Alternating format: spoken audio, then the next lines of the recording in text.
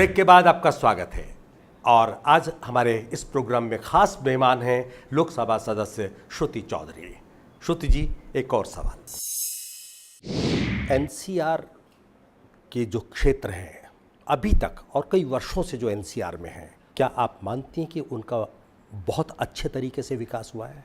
देखिए, मैं तो इतना ही कह सकती हूँ अपने क्षेत्र के लिए कि मेरी कोशिश अपने इलाके के लिए, क्योंकि आज के दिन मैं भिवानी महेंद्रगढ़ तक सीमित हूँ और ये है मेरी कर्म भूमि कि यहाँ पे यहाँ पे अपने उद्योग आ सके आने वाले समय में, यहाँ पे हमारे अच्छा इंफ्रास्ट्रक्चर हो। हम बहुत समय से कोशिश कर रहे हैं कि हमारा भिवानी जो हॉस्पिटल है, ये सिविल हॉस्पिटल जो है, इसको मेडिकल कॉलेज का दर्जा दिया जाए।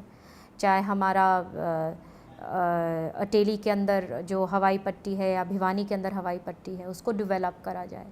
हमारे स्कूल्स कॉलेजेस जो हैं, उनको शिक्षा जो है लोगों तक पहुंचाया जाए। स्पोर्ट्स यूनिवर्सिटी, भिवानी एक ऐसी जगह है जो एक नर्सरी माना जाती है और इतना गर्व हमारे खिलाड़ी लाते हैं, हमारे ना केवल प्रदेश को, पूरे हरियाणा को, विश्व में पूरे हमारे देश को।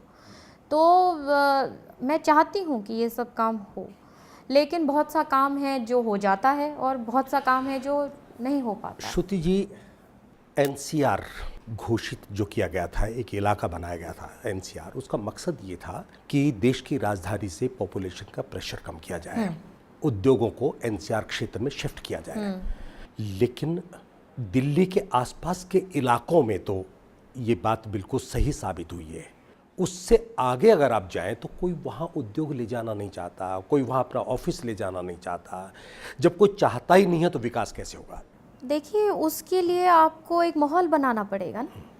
अगर आप चाहते हो कि आपके पास लोग आएँ तो इंफ्रास्ट्रक्चर आपको चाहिए। हमारी रोड्स की इतनी आज के दिन बुरी हालत है भिवानी महेंद्रगढ़ में।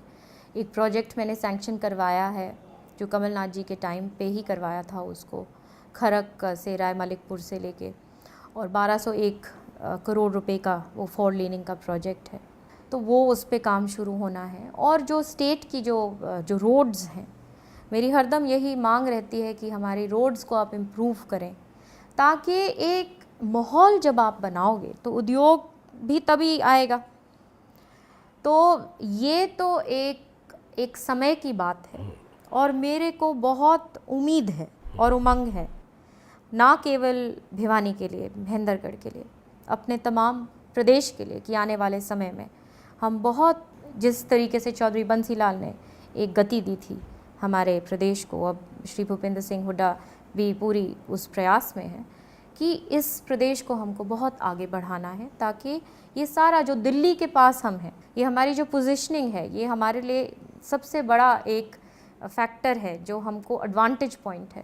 तो इसको हमको पूरी तरह से इसको इस्तेमाल करना चाहिए। अब जैसे आपने कहा कि कमलनाथ जी से आप मिली, सोनिया जी से आप मिली, आपने उसको एनसीआर क्षेत्र घोषित करवाया और एक लंबा सपना आपने देखा कि आने वाले समय में विकास होगा वहाँ पर। लेकिन इसको लेकर के कई ग्रुप हैं जो क्रेडिट ले रहे हैं कि हमने करवाया, ये हमने करवाया। इसके बारे में क्या कहना चाहते हैं?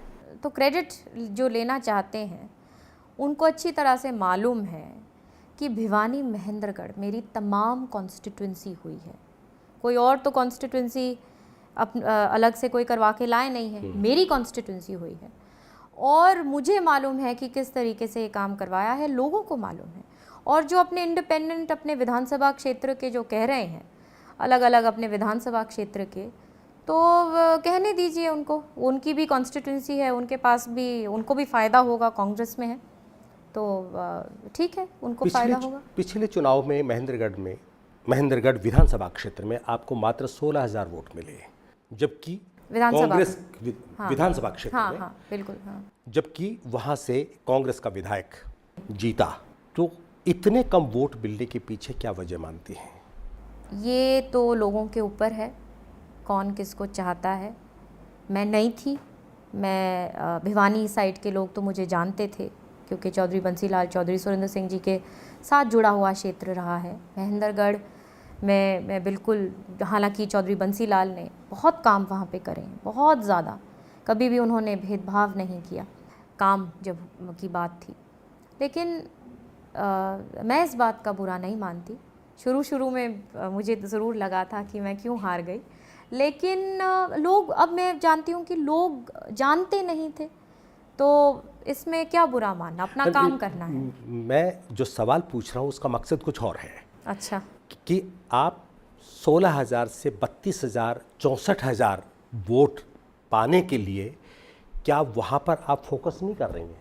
16,000 से बढ़ा करके दुगना करके 32,000 से दुगना करके 64,000, तो वो वोट अगर ज़्यादा से ज़्यादा आप हासिल कर सकें उसके लिए ज़रूरी है कि वहाँ काम किया जाए। नहीं बिल्कुल। वहाँ के लोगों के बीच में जो भी अभी वहाँ पे भी जितना भी काम, अभी मैं गई थी जब एनसीआर की जब बात हुई थी तो बहुत स्वागत किया वहाँ के लोगों ने।